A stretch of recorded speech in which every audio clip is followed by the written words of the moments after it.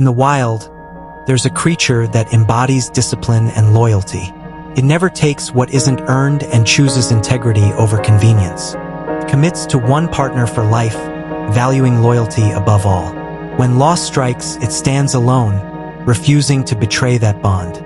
Family is its strength. It supports the old, nurtures the young, and never abandons its own. Even in the harshest conditions, it leads with care and unity. When faced with its end, it meets it with courage, unwavering, unbroken. Strength isn't just in survival, but in dignity and purpose. Live with integrity. Lead with loyalty. Embrace your strength.